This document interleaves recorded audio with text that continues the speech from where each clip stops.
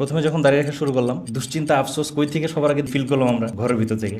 মুসলিম মধ্যবিত্ত যখন শিক্ষিত হইল, তারা যখন কিছু নেতৃত্বস্থানীয় পজিশনে গেল, তখন তারা এমন কাজ করলো যেটা মুসলিম মধ্যবিত্ত স্বার্থকে প্রতিনিধিত্ব করে না। আপনাকে সোসাইটিতে ভিক্টিমাইজ করা হয়েছে, আপনার প্যারেন্টসদের মাথায় ওইটা আছে। সুতরাং আপনি যখন ওই সিম্বলগুলো ক্যারি করেন, তারা ভয় পায়। তুমি এটা ক্যারি করছো, তুমি তো সোসাইটি থেকে অপ্রেসড হবে। পশ্চিম যখন উপনিবেশ স্থাপন করা শুরু করে, ওরা বুঝতে পারে শুধু অস্ত্র দিয়ে একটা কমিউনিটিকে ধরে রাখা যায় না, মাইন্ড চেঞ্জ করতে হয়। আধুনিকতার সর্বময়বাদী, এটা অন্যরে গিলে খাওয়া ছাড়া টিকে থাকতে পারে না। আমরা সেই বর্ণবাদ যেটা ছিল, সেটাকে আমি নিজে আত্মস্থ করে ফেলছি। আমি আমার আশেপাশের মানুষকে, আমার সাথে মতের মিল না হোক অথবা লেবাসের কোনো পার্টিকুলার পয়েন্ট মিল না হোক, আমি সেই টার্ম ইউজ করি যেগুলো আমাকে অ্যাজ আ কমিউনিটি দমন করতে ব্যবহার করা হয়েছে। আব্দুল আল মাসুদ খুব সুন্দর করে কিছু বিষয় বলে গেলেন। নিজ ভূমে পরবাসীর মতো আমরা থাকি, এবং আইডিয়াটা probably for the last 16 or 17 years we are facing brutally, right? Islamophobia শব্দটা আমরা মোটামুটি 1-2 বছরে সবাই শুনছি। কে শুনি নাই একটু হাত তুলি।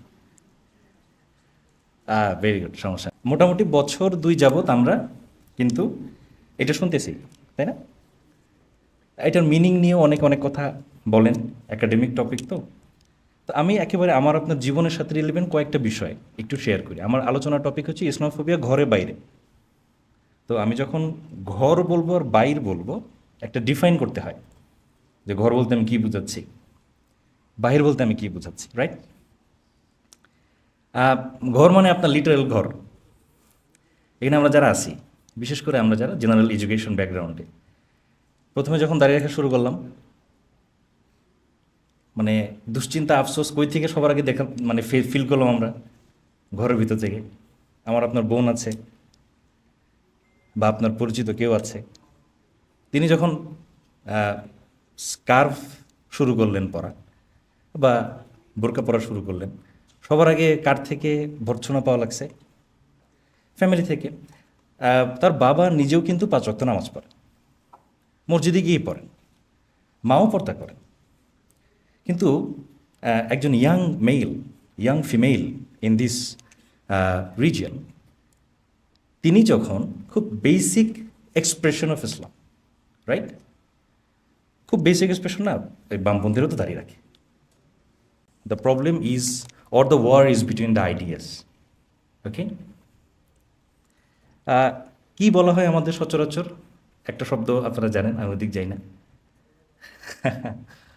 বলা হয় যে আমরা অসামাজিক হয়ে যাচ্ছি। অনেকে শুনছি, আমি অনেক শুনছি ভাই। আর কমনলি কি শুনছি? বিয়ের জন্য তো তোরে কেউ মেয়ে দিবে না। আর ওইটা তো আছেই। শিবির, জঙ্গি, জামাত, রাজাকার, অনেক কিছু শুনছি আমরা, তাই না? আচ্ছা, আপনার বাবা আপনার মা তারা তো বেসিক যে এক্সপ্রেশনটা ইসলামের, এটা ক্যারি করতেছে। তারপরও আপনি ক্যারি করতে চাইলে এই কনসেপশনটা কেন আসে? আপনারা যারা সোশ্যোলজি পড়েন, আমি মাফ চেয়ে নিচ্ছি আগেই, যদি এখানে সোশ্যোলজির কেউ থাকেন, হিস্ট্রির কেউ থাকেন বা অ্যানথ্রোপোলজির কেউ থাকেন। আমি পেশাগতভাবে চিকিৎসক। এখন যে আলোচনা করতেছি এটা আমার নিজের পড়া থেকে। আপনি হয়তো আমার চেয়ে আরও ভালো জানেন, আমি আশা করি আপনি ভালো জানেন। রেসিজমের কয়েকটা টাইপ আছে। আমাদের উস্তাদ আব্দুল আল মাসুদ হাফিজুল্লাহ উনি বলে গেলেন যে মুসলিম মধ্যবিত্ত যখন শিক্ষিত হইল, তারা যখন কিছু নেতৃত্বস্থানীয় পজিশনে গেল, তখন তারা এমন কাজ করলো যেটা মুসলিম মধ্যবিত্তের স্বার্থকে প্রতিনিধিত্ব করে না। কেন করে না, সেই প্রশ্নের উত্তরে আমরা আসবো। 2 নাম্বার ঘর, সেটা হচ্ছে আপনার মহল্লা, আপনার স্কুল, কলেজ বলি নাই, বলা উচিত যদিও, সব জায়গাতে আমরা পরবাসী। তো ভাই এখানে যারা আছেন, কত সংবাদ পাইছি না আমরা, স্কুলে বোরকা পড়ছে বলে আমাদের বোনকে হেনস্থা করা হয়েছে। সনাতনী নামধারী কেউ খুব নোংরা ছবির মেয়ের সাথেও তুলনা করছে, আমরা পড়ছি না? আমরা কষ্ট পাইছি, বুকে রক্তক্ষরণ হয়েছে, সমাধান পাইনি। দাড়ির কারণে কত ঝামেলা হয়েছে আমাদের স্কুলে। আমি মাফ চাই নটরডেমের যদি কেউ থাকেন, নটরডেমের মনোগ্রামে ক্রুশ আছে। কেউ সাম্প্রদায়িক বলছেন একবারও? বলছেন? সরস্বতী পুজো আমরা যারা সরকারি ইউনিভার্সিটিতে পড়ছি, মেডিকেল কলেজ যাই বলেন, আমি সরস্বতী পুজোয় যাই নাই দেখে আই ওয়াজ বিং সার্চড। ও আসে নাই কেন? ও কি শিবির করে? এটাকে আমরা কিন্তু কেউ সাম্প্রদায়িকতা বলি না, রাইট? প্রশ্ন হচ্ছে কেন বলি না? আপনার প্রতিষ্ঠানে আপনি ভিজিবলি জিনোফোবিয়ার শিকার, আপনাকে একটা অদ্ভুত বহিরাগত বলে ট্রিট করা হচ্ছে। ঢাকা ইউনিভার্সিটিতে বাংলা বিভাগ খুব প্রগতিশীল, দিল বোরকা নিষিদ্ধ করে। আরেক ডিপার্টমেন্টের টিচার ভাইবা নিতে গিয়ে বললো যে তুমি তো উগ্রবাদী, তুমি শোনো এত পর্দা করা লাগলে ইউনিভার্সিটিতে আসবা না, বাসায় বসে থাকো। এ কথা আমাদের ফ্যামিলি থেকে অনেকে বলে, যদিও টিচারের দোষ কি আর দিব। এই যে কিছুদিন আগে আমরা একটা অদ্ভুত নজিরবিহীন অভ্যুত্থান দেখলাম বাংলাদেশে। আমি কৃতজ্ঞতা ভরে স্মরণ করি যারা জীবনের মায়া না করে এরকম বর্বর একটা শক্তির বিরুদ্ধে দাঁড়িয়ে গিয়েছেন। অজস্র আমাদের মাদ্রাসার ভাইরা, ছাত্ররা, জেনারেল এডুকেশনের ছাত্ররা, কেউ জীবনে পরোয়া করেন নাই। তো এই অদ্ভুত ইভেন 4 তারিখ রাতেও উই ওয়ার নট স্যাঙ্গুইন যে there is something is going to happen. We were in fear that we are going to get another Shapla. I was in fear. Internet বন্ধ হয়ে গেল, চালু হয়েছিল আবার বন্ধ হয়ে গেল, নানা জায়গা থেকে সংবাদ পাচ্ছি। আমি ভয় পাচ্ছিলাম যে another Shapla is actually going to take place. Now this time the Shapla is whole Dhaka in a massive scale. তো শিল্পকলা একাডেমির প্রধান, খুব আলোচনা হইল কথাটা নিয়ে। উনি কি বললেন?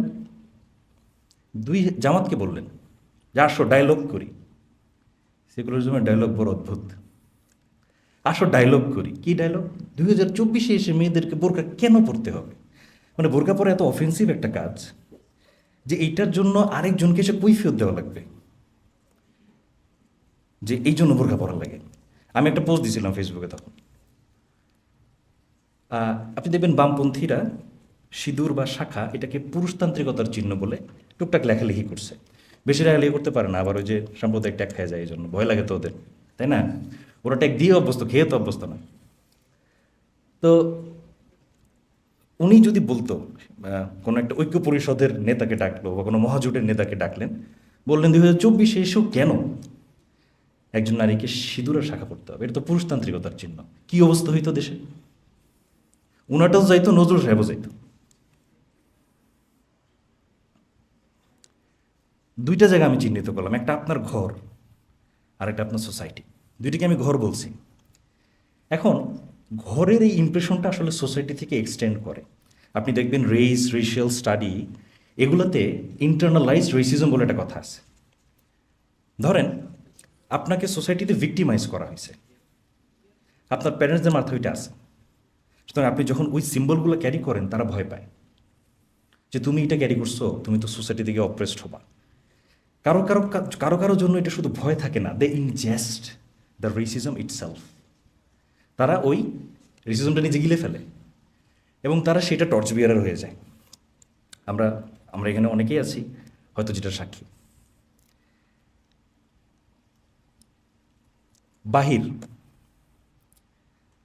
বাহিরেরও দুইটা জায়গা আছে, একটা হচ্ছে রাষ্ট্র। উস্তাদ আবদুল্লাহ মাসুদ বলতেছিলেন বাঙালি, তাই না? আমার পরবর্তীতে আসিফ ভাই উনিও এই বিষয়ে আপনার সাথে বিস্তারিত বলবেন, আমি বিস্তারিত যাব না। তুমি কে আমি কে, আমি এই গতকাল উত্তরা দিয়ে আসতেছিলাম, তখন আপনারা দেখবেন ওখানে একটা ঈদগাহ মাঠ আছে। উত্তরা এটা আমার সেক্টর মনে থাকে না, যেটাই হোক, রাজলক্ষ্মীর দিকে যাইতে একটা ঈদগাহ মাঠ আছে, ওখানে কাবাবের একটা দোকান আছে।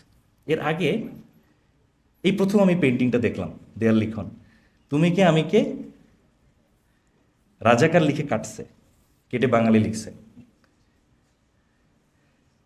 And I was saying fascism is actually coming back. কেন এটা আমি বললাম?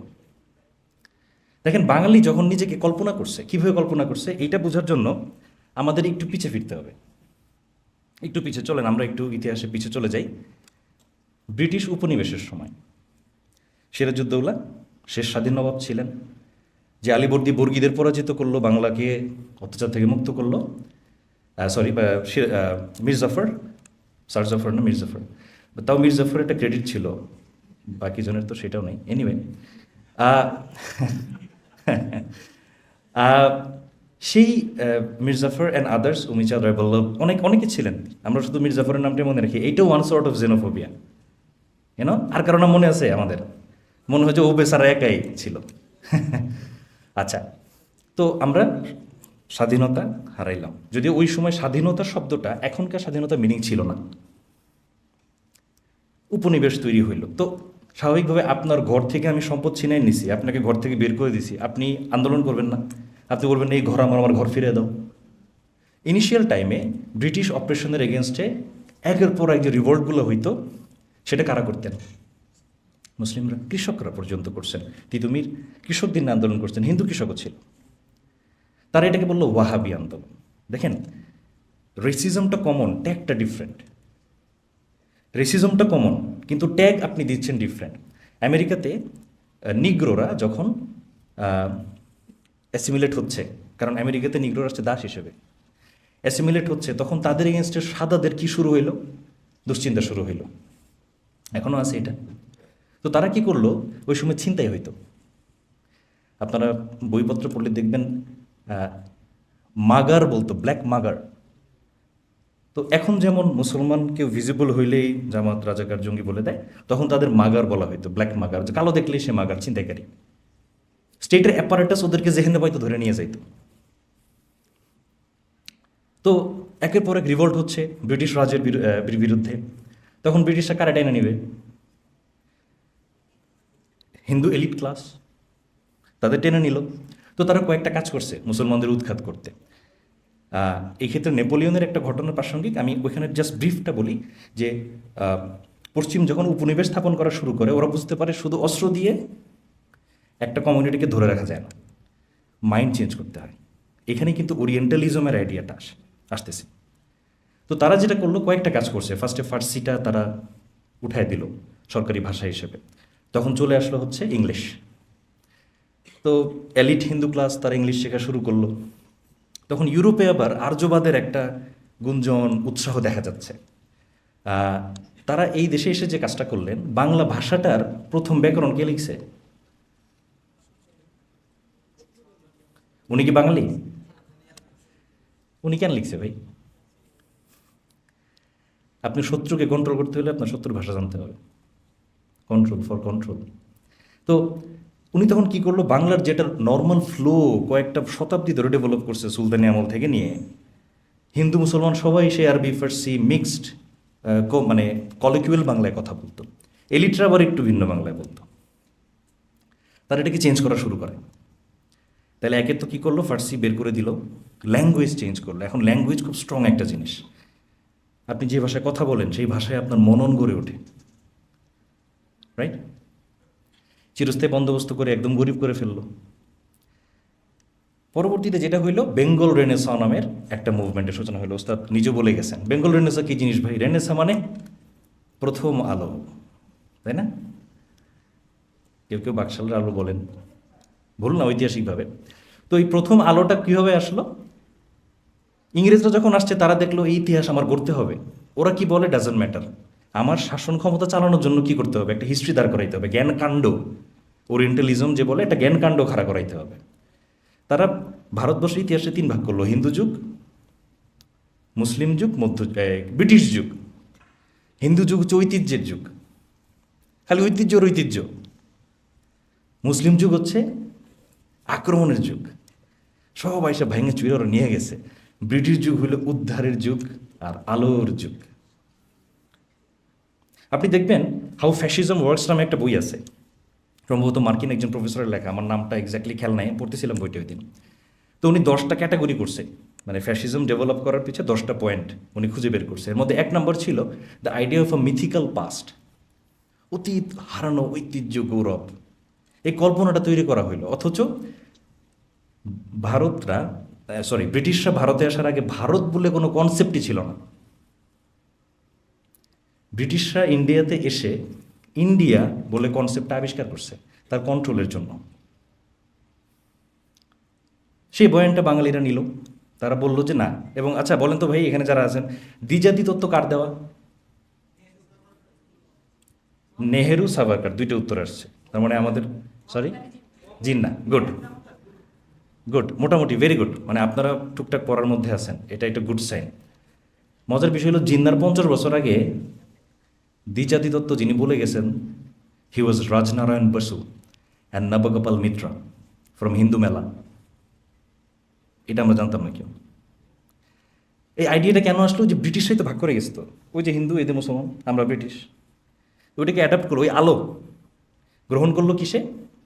সে বললে ভাগ করলো যে এইটা হচ্ছে হিন্দু আর মুসলিম আলাদা জাতি। তারপর অনেকে বলছেন সাভারকার, হ্যাঁ উনিও ডেভেলপমেন্টে কাজ করছেন। জিন্না হচ্ছে শেষে ওইটাকে অ্যাডপ্ট করছেন, কারণ উনি দেখলেন যে কোনোভাবেই আর ওদের সাথে নেগোশিয়েট করা যাচ্ছে না। বিমলানন্দ শাসমল কংগ্রেসের এক নেতার ছেলে, ওনার একটা বই আছে how India goat divided, Bharat কীভাবে ভাগ হলো। উনি এখানে বলছেন ওনার মতে জিন্না শেষ পর্যন্ত চেষ্টা করছিলেন নাকি যাতে হারমোনি কোএক্সিস্ট করে থাকা যায়, কিন্তু হিন্দু এলিটসদের কারণে তারা পারেন নাই। আচ্ছা, দেশ ভাগ, দেশ ভাগ এটার জন্য দায়ী কে? আমরা কি শুনছি ছোটবেলা, আমরা পড়ছি না? কারা দায়ী? জিন্না দায়ী। আদিপাপ আমাদের এই উপমহাদেশে, এই ভূখণ্ডে মুসলমানদের আদিপাপ হচ্ছে দেশভাগ, না? জয়া চ্যাটার্জি কেমব্রিজে একটা গবেষণাপত্র লিখে ফেললেন বেঙ্গল ডিভাইডেড নামে। উনি দেখাইলেন ঘটনা উল্টা, ঘটনা উল্টা। হিন্দু এলিট ক্লাস পাওয়ার শেয়ার করতে রাজি ছিল না মুসলমানদের সাথে। তারা বলছে এই জবনদের সাথে আমি পাওয়ার শেয়ার কেন করব? And that ultimately led to the division of their own country. আলোচনা কমপ্লেক্স করবো না, আমি আছি কোথায়? কলোনিয়াল টাইমে, কীভাবে বেঙ্গল ন্যাশনালিজম ডেভেলপ করলো। তো তারা পশ্চিম থেকে কি ধার করলো? জাতির আইডিয়া ধার করলো, জ্ঞান বিজ্ঞান কিছু নিল, একই সাথে রেসিজমটাও নিয়ে নিল, যেটা আগেরই ঐতিহ্য। চতুর্বর্ণের প্রথা তো এই উপমহাদেশে বহুত আগে থেকে ছিল। তারপর মিক্স করে প্রথম আলো তৈরি হয়ে গেল। আচ্ছা, এই আলো যে তৈরি করলো কার সংস্কৃতি নিয়ে ভাই? তৈরি করছে কারা? হিন্দু এলিট। ওই হিন্দু এলিটের সংস্কৃতিতেই বাংলার প্রথম আলো তৈরি হইল। ওই আলোতে দলিতের কোনো জায়গা নাই, খ্রিস্টানেরও জায়গা নেই, মুসলমানের জায়গা তো নাই। উল্টা মুসলমান হলো এনিমি, ও বেটা আমাকে 600 বছর কোপাইছে খালি। এই মিথ তারা বিশ্বাস করলো। তো এইভাবে বেঙ্গল একটা আইডেন্টিটি তৈরি হইল। তারপর যখন পাওয়ার শেয়ারের সমস্যা তৈরি হইল, হিন্দু এলিট ক্লাস জমিদাররা তারা কি করলো? বিভিন্ন বিপ্লববাদী লোকজনকে প্যাট্রোনাইজ করা শুরু করলো। আপনি ভাবতেছেন বিপ্লবটা নিশ্চয়ই সেকুলারিজমে হয়েছে, মটোটা ছিল সেকুলার। অরবিন্দ ঘোষ উনি নিজেই বলছেন, একজন বিপ্লববাদী কর্মী ছিলেন। ওনার কথা ছিল এইটাতে মোটিভেশন ছিল মা কালী, তাদের ভাষ্যে। অর্থাৎ যারা ব্রিটিশ বিরোধী রেভলিউশনে কাজ করছেন হিন্দু ক্লাস থেকে, তাদের অন্তরে ছিল হিন্দু রিভাইভালিজম। অথচ আপনি ক্ষুদিরামকে প্রশংসা করেন, রিফাত রশিদের গালি দেন। রিফাত রশিদ তো বলছে আমি কালেমা পড়ছি, আমার ভয় নাই। আপনার খারাপ লাগে শুনতে। এই ক্ষুদিরাম যে বললেন আমি গীতা পড়ছি, আমার ভয় নেই, তাকে আপনি ইয়ার্কি করে বিপ্লবী বানায় দেন। তো এই যে আইডিয়াটা তৈরি হইল কলোনিয়াল টাইমে, দ্যাট ওয়াজ অ্যান এক্সক্লুশনারি আইডিয়া। তাহলে এই আইডিয়াতে অপর কে ছিল? আপনি, আমার সংস্কৃতি মুসলমান, আমরা ইন্ট্রুডার, বলে না ঘুষ ব্যাটে, বাইরে থেকে এসে চৈরা বসছে। আচ্ছা, তাহলে এখন আসেন, এই আলোটা কাদের থেকে নিছে? পশ্চিম থেকে নিছে না? আলোটা তো আমদানি করা নাকি? এখন বলবেন না এই ইউরোপ পশ্চিমের আলো হইলে হবে না, আলোটা বাংলার আলো হইতে হবে। আপনি ইসলাম আরব ইরানের হইলে হবে না, বাংলার হইতে হবে বললে খুব পশ কথাটা, বহুত খুব। কিন্তু আলো পশ্চিম থেকে নেবেন না বললে এবার একটা প্রবলেম আছে। তো এখানে মজার ব্যাপার আছে। আপনারা ওই ব্রিটিশ কলোনির সময় এখানে প্রশাসনিক কর্মকর্তা ছিলেন জন স্টুয়ার্ট মিলের বাবা, জেমস মিল। সেই হিস্ট্রি লিখল। জন স্টুয়ার্ট মিল এসে লিবারেলিজমের মোটামুটি ফাউন্ডিং ফাদারদের একজন। লং স্টোরি শর্ট, পশ্চিমে যে গণতন্ত্র, মানবতাবাদ, সেকুলারিজম ডেভেলপ করলো, তারা মানুষকে কতগুলো বর্গে ভাগ করছে। একটা হইল সভ্য, আরেকটা অসভ্য, বর্বর। তারা বলল একটা সেকুলার আর একটা ধর্ম, এই ক্যাটাগরিগুলো করে তারা মানুষকে শুরুতেই ভাগ করছে। এখন স্বাভাবিক ভাই, আপনার বাসায় ধরেন আপনি অবস্থাপন্ন মানুষ, আপনার বাসায় একজন সাহায্য করে কাজের লোক আছে, আপনি কি তারে আপনার মেয়ে যে কাপড় পরে সেটা পরান? আমি বলতেছি না এটা রেসিজম, এটা আমি বলতেছি না, বাট তখন ওরা বললো আমি তো সভ্য, তো বর্বর, তাহলে বর্বরের কাছে আপনি আলো নেবেন না? ও কি সারা জীবন এই অন্ধকারে রয়ে যাবে? এটাকে বলা হইল হোয়াইট ম্যানস বার্ডেন। তো তারা তখন এই নিজের কাঁধে মানুষকে সভ্য করার দায়িত্ব তুলে নিছে। কেমনে? নিজ দেশে কালো ব্ল্যাক যারা ছিল তাদেরকে দাস বানায়, বাইরের দেশে উপনিবেশ স্থাপন করে এবং সেখানে লুটপাট করে। এলিজাবেথ অ্যাঙ্কার প্রফেসর, ওনার একটা বই আছে আগলি ফ্রিডম, উনি এখানে স্বাধীনতার এই কদর্য রূপটা দেখাইতেছিলেন, যে স্বাধীনতা তার জন্ম থেকে একটা বৈপরীত্য নিয়ে তৈরি হয়েছে। যে মানুষগুলো স্বাধীনতার কথা বলে ওরা আসলে শ্বেত বা সাদাদের স্বাধীনতার কথা বলতো, আর ওই স্বাধীনতার কথা বলে তারা কালোদের দমন করতো নিজের দেশে, আর বাইরের দেশে গিয়া কলোনিয়ালিজম এস্টাবলিশ করছে। এই জায়গাতে আমি আলোচনা খেয়ে হারাইতে দিচ্ছি না। আমরা কইছিলাম, আমরা বলতেছিলাম ইসলামোফোবিয়া বাইরে থেকে আসলো কেমনে। একটা আমরা পাইছি, আমাদের রাষ্ট্রীয় কাঠামো বাঙালি পরিচয়, সেটা যখন ফর্ম হয়েছে তারা যে কালচারাল আইডেন্টিটি নিছে সেটা ছিল হিন্দুর, এলিট হিন্দুর আইডেন্টিটি, অ্যান্ড মুসলমান ছিল আদারওয়াইজড, অপর। আমরা এখন আসতেছি আমেরিকান রেভলিউশনে। আমেরিকান বিপ্লব হইল, তারা আমেরিকার জাতি ধারণা গঠন করলো। আচ্ছা, রাষ্ট্রের একটা অবয়ব থাকে না, সুরত, ওই যে ভাবমূর্তি বলে আর কি, শুনছি না? এই সুরত আপনাকে বলে আপনি কি আর আপনি কি নন, রাইট? সুরত তো এরকম, চেহারার উদ্দেশ্য তো এইটাই যে অমুক ব্যক্তি সে, অমুকজন সে নয়। তো আমেরিকা তার নিজের সুরতটা হাজির করলো তুর্কিদের ডেসপটিজমের বিপরীতে। এই শব্দটা আবার ফ্রেঞ্চ ফিলোসফারের দিকে চলে যায়, মন্টেস্কিউ। আমি আলোচনা আরও লম্বা ছোট করে দিচ্ছি। মন্টেস্কিউ উনি বলতেন যে আসলে ক্রিশ্চিয়ানিটি এই অ্যাডপ্ট করে নিছে সময়ের সাথে, ইভলভ করাটা, কিন্তু ইসলাম ওর মিডল ইস্টার্ন রিলিজিয়নগুলো এটা থেমে গেছে, ওরা অ্যাডপ্ট করে নিতে পারে নাই, ওরা স্থবির।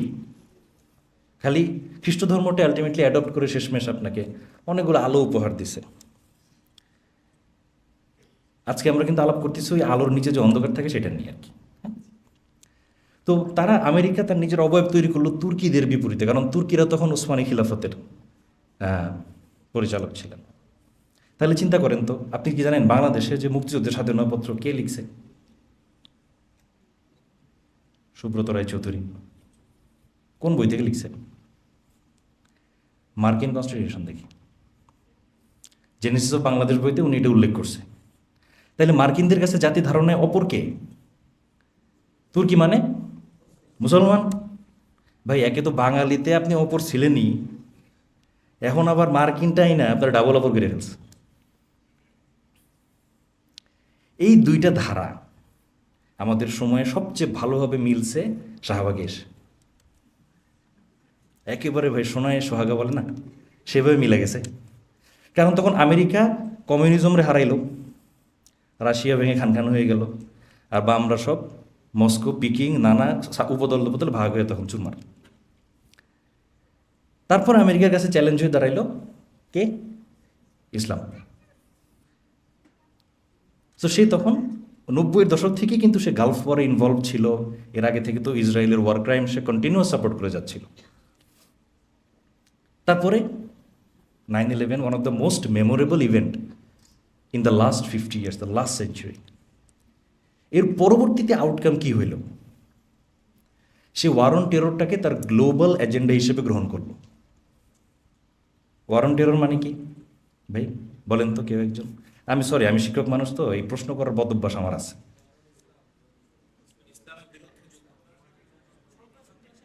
এই যে সুন্দর বাংলা বলছেন ভাই, থ্যাংক ইউ। প্রথম আলো বাংলা হয়েছে একদম। আরেকটা শব্দ আছে, সন্ত্রাসের বিরুদ্ধে অনন্ত যুদ্ধ। হ্যাঁ, আচ্ছা, মজার বিষয় অন্য জায়গায়। আধুনিকতা সর্বময়বাদী, এটা অন্যরে গিলে খাওয়া ছাড়া টিকে থাকতে পারে না। কথাটা কঠিন। কি বললাম? মানবতাবাদ, সেকুলারিজম, জাতীয়তা, আধুনিকতার অফশোট না। এটা সর্বময়বাদী, ও আপনাকে আপনার জায়গায় থাকতে দেবে না, আপনার গিলে খাবে। আমেরিকা তখন লিবারালিজমকে ছড়ায় দেওয়ার জন্য এবং সেফগার্ড করার জন্য যে মিলিটারিজমের আশ্রয় নেয়, সেটার নাম ছিল ওয়ার অন টেরর। আমি আমার বইতে একজন একাডেমিককে সাইট করছি, এক্স্যাক্টলি আমার এই মুহূর্তে তার নাম মনে পড়তেছে না। উনি নিজেই বলছেন যে এটা ছিল অ্যাকচুয়ালি অ্যাগ্রেসিভ লিবারালিজম এস্টাবলিশ করা থ্রু মিলিটারিজম,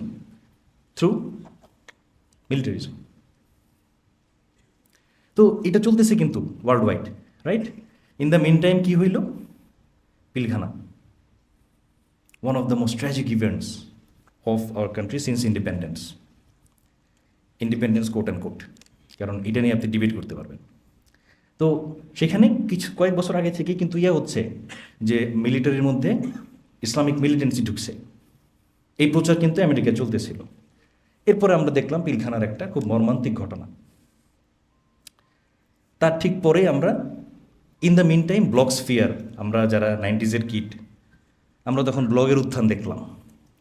আমি আমার বইতে মেনশন করছি যে এই যে নিউ এথিজম, মুক্ত চিন্তা, বিজ্ঞান মনস্কতা, that was the cultural project of war on terror. খুব শান্তির বয়ান শোনায় না ওই মুক্ত চিন্তক যারা রয়েছেন? You will find references, plenty of references here. They were ardent supporters of military intervention. তারা সামরিক হামলার অত্যন্ত শক্ত সমর্থক ছিলেন। তো সামরিক হামলা নিশ্চয়ই শান্তি নাকি? প্রচণ্ড শান্তি হামলাতে। তো এরপর কি হইল? 2012 আসলো, কিছু ফেনোমেনা, আমি ডিটেল পলিটিক্যাল অ্যানালিসিস যাব না। 13 আসলো। 13তে কি হইল?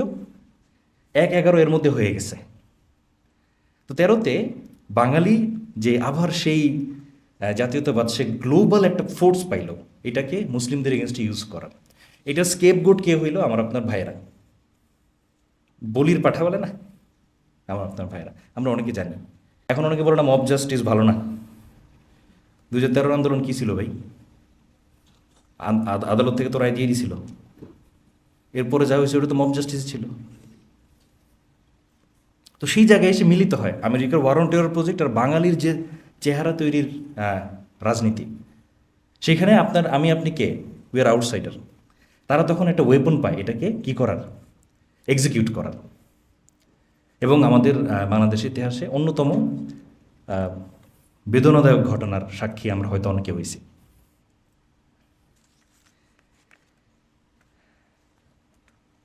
মানবাধিকারের রাজনীতি নিয়ে দুটো কথা বলে শেষ করি।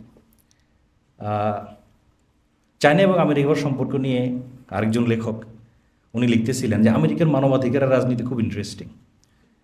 যখন তারা দেখে যে পার্টিকুলার কাউকে সাপোর্ট করলে তার লাভ, সেই সাপোর্টার জেনোসাইড করতেছে, মানুষ মারতেছে না কি করতেছে, এটাও তেমন একটা আমলে নেয় না। কিন্তু যখন দেখে এই জায়গাতে আমার হিউম্যান রাইটসের কথা বললে আমার লাভ, তখন সে আবার ওই জেনোসাইড যে করতেছে, মারপিট যে করতেছে, তার বিরুদ্ধে দাঁড়ায় যায়, সিআইকে মোবিলাইজ করে। অর্থাৎ এই মানবাধিকারের রাজনীতি এটা পুরো আসলে কিসের রাজনীতি? মানুষ অধিকারের, স্বার্থের রাজনীতি। তো আমরা যদি সামারি করি আমাদের আলোচনার, ইসলামোফোবিয়ার এই যে বাহ্যিক অবস্থাটা, একটা হিউজ প্যারানয়া, এটা আমাদের প্রতিটা মানুষের মধ্যে ঢুকছে, আমার পরিবারে আছে। আমরা সেই বর্ণবাদ যেটা ছিল সেটাকে আমি নিজে আত্মস্থ করে ফেলছি, এবং আমি আমার আশেপাশের মানুষকে, আমার সাথে মতের মিল না হোক অথবা লেবাসের কোনো পার্টিকুলার পয়েন্ট মিল না হোক, আমি সেই টার্ম ইউজ করি যেগুলো আমাকে অ্যাজ আ কমিউনিটি দমন করতে ব্যবহার করা হয়েছে। আমি আগে বলছি বাঙালির জাতীয়তাবাদী চেতনা এবং বৈশ্বিক যে লিবারাল ওয়ার্ল্ড অর্ডার, এই দুইটা মিলে যে জায়গাটা দাঁড়াইছে সেটাই শাহবাগ। এবং আপনি যদি এখন বসে থাকি, আমরা আমাদের জায়গা থেকে দাওয়ার কাজ না চালায় যাই, এরকম শাহবাগ আরও বাংলাদেশে 50টা হবে। আমরা অ্যাকচুয়ালি এখন প্যারোলে আছি না, শ্বাস নিতে পারতেছি, কথা বলতে পারতেছি। হ্যাঁ, আচ্ছা চিন্তা করেন তো, শেষ করে দিচ্ছি। এখনকার যারা ক্ষমতা চালাচ্ছেন তাদের বিষয়ে অভিযোগ আছে না যে তারা মানুষের যে স্পিরিট বা যে স্পৃহাটা ছিল, যে আকাঙ্ক্ষা ছিল, এটার সাথে তারা সদ্ভাব করতেছেন না। অভিযোগ তো সত্য, উই নো দ্যাট। আচ্ছা, তো এই এখনকার যারা আছেন তাদের মাইন্ডসেট কোনটা? লিবারেল ওয়ার্ল্ড অর্ডারের মাইন্ডসেট। দিন শেষে ওইটাতে আমি আপনি তো অপর। সো এখনই খুশি হওয়ার কিছু নাই। কি করতে পারি আমরা এখন, এটা হইল কথা। যে ভাই আপনি অনেকক্ষণ এই ইসলামোফোবিয়া নিয়ে আলাপ করলেন, করবো কি? চলে যাব ওই ছাগল নিয়ে পাহাড়ে চলে যাব? আমাকে আপনাকে আল্লাহ তো ওই জন্য বাংলার জমিনে পাঠায়নি, কারণ আছে পাঠানো। আমরা যতটুকু পারি যার জায়গা থেকে খেদমত করব। তো আমার কিছু, আমি যেহেতু পলিটিক্যাল অ্যাক্টিভিস্ট না, আমি থিওরিস্ট, যারা মূলত রাজপথের রাজনীতির সাথে জড়িত তারা হয়তো আমার আরও ভালো বলতে পারবেন, কারণ তারা এটা ফেস করছেন। আমি কয়েকটা পয়েন্ট বলতে পারি আপনাকে, আমার আইডিয়া একটু শেয়ার করে যাই আপনাদের সাথে। 1 নম্বর, সামাজিক সচেতনতা। প্রতিটা মানুষকে এই বিষয়ে কনসাস হইতে হবে যে আমরা রেসিজমের শিকার, কাঠামোবদ্ধ রেসিজমের শিকার, সিস্টেম্যাটিক অপারেশনের শিকার, এবং existing system philosophically and structurally এটাকে নার্চার করে, এটাকে পুষ্টি দিয়ে সে বাঁচায় রাখছে। Number 2, this is the very tough one.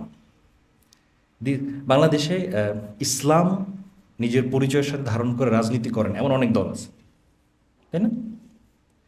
But সবচেয়ে টাফ যেটা, সেটা হইল ইসলাম অ্যান্ড মুসলিম ফার্স্ট, এই নীতিতে সবাই এক হওয়া। এটা বলতে আমি কী বোঝাচ্ছি? এর মানে হচ্ছে অ্যাজ আ কমিউনিটি মুসলিমদের যেটাতে ভালো হয় সেইটা হবে আমার দলের মোটো। কোনো মুসলিম ভাই অন্যায্যভাবে মামলা খেয়ে জেলে গেলে আমার মোটো হবে তাকে লিগ্যাল সাপোর্ট দেওয়া, কমপ্লিটলি আমার ফান্ডিং দিয়ে তাকে ছাড়ায় নেওয়া। এরকম 10টা কেস করেন, 11 নম্বর মামলা দিতে গিয়ে পুলিশ 3বার ভাববে। এটা আমাদের জন্য খুবই কঠিন। রাজনৈতিক ঐক্য যদি আমরা করতে চাই, আমি আগে বলতেছি আমি পলিটিশিয়ান না, আমি থিওরিস্ট, বাট আমার মনে হয়েছে ইসলাম অ্যান্ড মুসলিম ফার্স্ট এইটা যদি আপনি আগে রাখেন, তাহলে এখনকার পরিবর্তিত পরিস্থিতিতে কিছুটা হইলেও হয়তো পিঠ বাঁচতে পারে, আল্লাহু আলাম। Strong legal and social support, strong legal and social support, এটা খুব দরকার, খুব দরকার। বিশেষ করে যারা মুসলিম হন তারা অত্যন্ত প্রেশার ফিল করেন, কারণ তারা কোনো সোশ্যাল সাপোর্ট পান না। পাইলেও সেটা কপাল ভালো কোনো একটা সংস্থার সাথে যুক্ত হয়েছেন তারপরে পান। So we need strong legal and social support, as well as যেটা খুব দরকার, national and international lobbying group. এটা খুব দরকার। আপনারা হয়তো জানেন যে সিলিকন ভ্যালিতে কিন্তু হিন্দুত্বা এর যে আপরাইজিং, এটা নিয়ে ইন্ডিয়ান যারা থিঙ্কার আছেন তারাই কিন্তু জানানোর চেষ্টা করছে যে এটা আপনি ধরেন, যদিও ওটা লাভ হয়তো হয় নাই, কেউ বলতেছেন। But we need pressure group, national and international pressure group.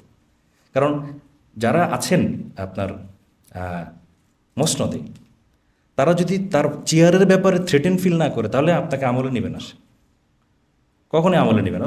চিল্লাক সমস্যা নেই, 3 দিন গান গাবে, 4 নম্বর দিন কাওয়ালি গাবে, 5 নম্বর দিন ডিপ্রেসডে চলে যাবে, সমস্যা নেই। So we need national and international lobbying group. তবে কোনোটাই এগুলো কি আমাদের বিজয় দিবে কিনা? সালাহউদ্দিন আল্লাহ ইউবি রাহিমাহুল্লাহ, উনি রাত্রেবেলা কী করতেন? সৈনিকদের যে তাবু, ওখানে গিয়ে কী করতেন? ওঠো, সালাত পড়ো, বিজয় আল্লাহ দিবেন। আমার যত মনে পড়ে, আমি তো আসলে অত মনে রাখতে পারি না, ওমর রাদিয়াল্লাহু আনহুর ঘটনা। উনি যুদ্ধের রাতেও কি ভুলতেন না? সুবহানাল্লাহ, আলহামদুলিল্লাহ, আল্লাহু আকবার, এই জিকিরগুলো উনি যুদ্ধের রাতেও ভুলতেন না। আমি আপনি তো একটু টেনশনে পড়লেই ভুলে যাই। সর্বোপরি দোয়া, আমল, দাওয়াত এবং জানমালের কোরবানি সব কিছু মিলে যদি আমরা পারি, হয়তোবা এই 56,000 বর্গমাইলের কারাগার থেকে একদিন মুক্ত বাতাসে শ্বাস নিতে পারবো, সেই কামনা মনে রেখে আপনাদের থেকে বিদায় নিচ্ছি। আসসালামু আলাইকুম।